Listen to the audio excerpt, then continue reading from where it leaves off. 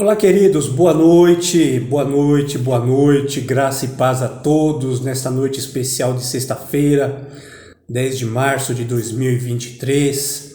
Que privilégio tê-los aqui comigo mais uma vez, você que está conosco aqui exatamente às 20 horas, ou você que assistiu ou assistirá essa mensagem gravada. Eu quero dar as boas-vindas a você e dizer que esse é um programa da Igreja Presbiteriana do Bairro do Limão chamado Oficina da Palavra e da Oração. Nós nos debruçamos sobre o texto sagrado alguns instantes e depois nós passamos para um momento de oração. E o texto desta noite, talvez você já tenha ouvido falar dele, é um texto que nós lemos, mas sempre tiramos lições riquíssimas dele. Está na segunda carta que o apóstolo Paulo escreveu aos Coríntios, no capítulo de número 12. Faremos a leitura do versículo 7 até o versículo 10. Essa conhecida passagem de Paulo, onde Paulo tem uma conversa com o Senhor, com o próprio Jesus. Ele se direciona diretamente a Jesus e ele nos diz assim, narrando a conversa dele com Jesus. Segunda carta de Paulo aos Coríntios, capítulo de número 12, versículos 7 a 10. E para que não me ensoberbecesse, ou seja, não ficasse arrogante, altivo, achando que estava por cima da onda, com a grandeza das revelações, foi-me posto um espinho na carne, mensageiro de Satanás, para me esbofetear a fim de que não me exalte. Por causa disto, 3 vezes pedi ao Senhor que o afastasse de mim. Então ele me disse: a minha graça te basta. O Senhor disse para ele: porque o poder se aperfeiçoa na fraqueza. De boa vontade, pois, mais me gloriarei nas fraquezas, para que sobre mim repouse o poder de Cristo. Pelo que sinto prazer nas fraquezas, nas injúrias, nas necessidades, nas perseguições, nas angústias, por amor de Cristo. Porque quando sou fraco, é aí que eu sou forte. A minha graça te basta. Foi isso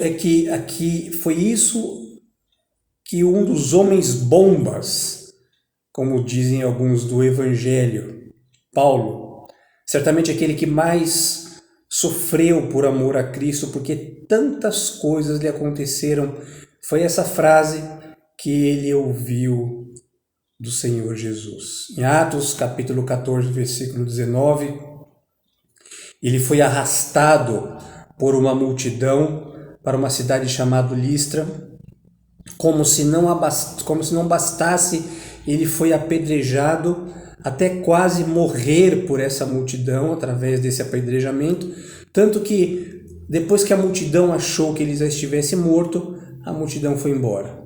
Pouco antes, no capítulo 13, um pouco antes, 13 dos judeus, seus compatriotas, haviam conspirado contra ele. Homens e mulheres de alta posição social se juntaram e conspiraram contra ele para expulsá-lo de Antioquia. Mais à frente, lá no capítulo 16, na Macedônia, ele é açoitado, preso, tem os seus pés amarrados em um tronco, porque ele havia expulsado alguma coisa que seria uma espécie de espírito de adivinhação de uma mulher que dava muito lucro àqueles que a exploravam. 17, em Atos 17, ele sofre uma perseguição dos judeus em Tessalônica, porque ele havia pregado em uma sinagoga em Bereia, e lá os judeus de novo queriam matá-lo.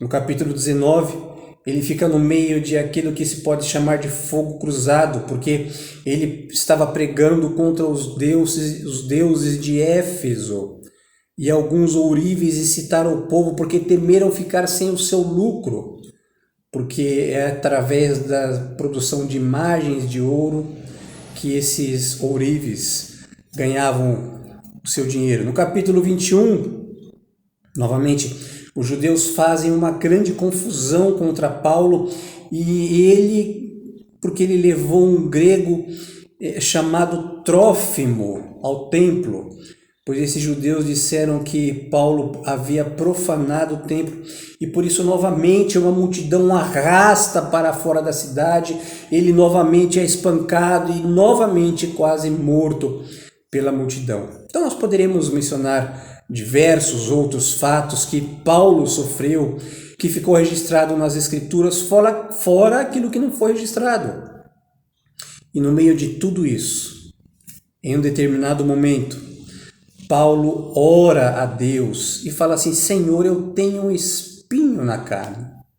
Por favor, tira esse espinho de mim.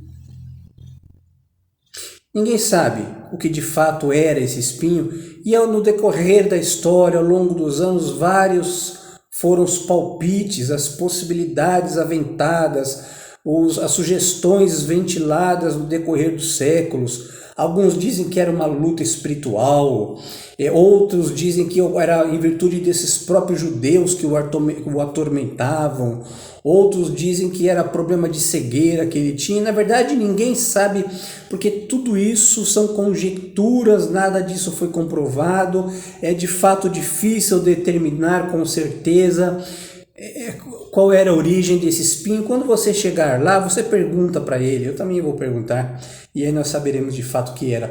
Mas fato é que Paulo é atormentado por esse espinho, assim como a grande maioria dos servos de Deus durante a história foram atormentados, foram de encontro com obstáculos, com a sua fraqueza, com a sua fragilidade, com a oposição. E aí o apóstolo aqui pede, suplica, roga para que Cristo, aqui o termo aqui é Kyrios, então ele se direciona ao próprio Cristo e roga para que ele tirasse esse sofrimento dele. Ele faz isso por 3 vezes. Ele fala: Senhor, olha, não está dando mais, está difícil, sabe? Eu preciso que o Senhor tire de mim esse sofrimento. E a resposta, você já sabe. A resposta que o Senhor dá para ele no início do capítulo 9 é: a minha graça te basta, porque o meu poder, Paulo, se aperfeiçoa na tua fraqueza. Sabe o que isso significa? Que você que me ouve também pode ter um espinho na carne. Um espinho que você pediu para que Deus tirasse não uma, não 2, não 3, mas várias vezes, e Ele não tirou. Dependendo do que for, Ele não vai tirar, porque talvez essa situação seja a única que ainda te mantenha de fato prostrado aos pés do Mestre. Porque você está clamando: Senhor Jesus, tira esse espinho. Talvez se esse espinho for tirado de você, você vai voltar a ser quem você era, arrogante. Aquela pessoa que acha que não precisa de Deus, porque nós somos assim mesmo, tá? Essa é a nossa natureza. Muitas vezes nós achamos que não precisamos de Deus porque nós somos bons demais e nós nos bastamos em nós mesmos. E aí olhamos para o futuro como se nós fôssemos santos por nós mesmos, batemos no peito e nós julgamos que somos bons com tanta facilidade. Mas não fique triste. Esse espinho o qual você está passando, ele não é para te abater, é para te dobrar diante de Deus. Não é para fazer com que você desista, mas é para te lembrar que você é dependente de Deus. O teu espinho pode ser o mais variado possível, talvez pode ser um filho ou uma filha que você pede para se voltar a Deus. O teu espinho talvez seja a sua situação financeira, o teu espinho talvez seja uma crise familiar, o teu espinho talvez seja um problema no trabalho, ou talvez seja uma ausência de trabalho e você já pediu diversas vezes e nada. Talvez você esteja passando nesse exato momento por um problema físico que você passa por médicos e parece que não melhora. Lembre-se, queridos, o mestre, quando ele ficou sabendo da enfermidade de Lázaro, João registra isso, essas palavras de Jesus no Evangelho de João, no capítulo 11, versículo 4, ele diz assim: esta enfermidade não é para a morte, mas é para a glória de Deus, para que o Filho do Homem seja glorificado nela. Por isso, queridos, talvez é possível que você gostaria muito que sua situação financeira melhorasse. Há anos você passa por dificuldades financeiras, mas a resposta que você tem de Deus talvez ainda seja: a minha graça te basta. Talvez você queira um carinho de alguém do teu familiar, algum familiar teu, um carinho de uma mãe, um carinho de um pai, um carinho de um filho, mas o que você recebe são ofensas. Talvez você não receba demonstrações de carinho, de amor, e muitas vezes você só quer um abraço. E você diz assim: Senhor, me ajuda. E sabe o que o Senhor diz para você? A minha graça te basta, porque o meu poder se aperfeiçoa na fraqueza. E quando eu sou fraco, é aí que eu estou forte. Paulo, queridos, teve uma verdadeira percepção do que de fato era a fraqueza e a natureza do seu sofrimento. E essa situação fez com que ele pudesse enxergar os diversos motivos com que ainda assim ele podia se alegrar em Cristo. Porque quando as tuas dores, os teus sofrimentos, as tuas decepções, as tuas lágrimas forem apresentadas a Cristo, ainda assim Cristo pode dizer para você: a minha graça te basta. Não é que ele não te ama, mas é que ele quer dar a você uma força descomunal, colossal, enorme, gigantesca. Quando Cristo não tirar o teu espinho da tua carne, mas disser assim: a minha graça te basta, ele está dizendo: o poder que eu deleguei a você, ele basta para que você continue vivendo.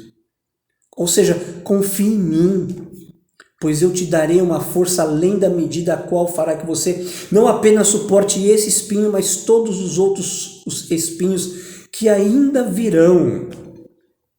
E veja que bênção, você ainda pode compartilhar com as outras pessoas que você tem um Senhor que cuida de você, que é o teu Salvador e que te ajuda a caminhar na estrada da vida, te fortalecendo, te guiando, te conduzindo e entregando a você a sua graça, porque a sua graça a nós nos basta.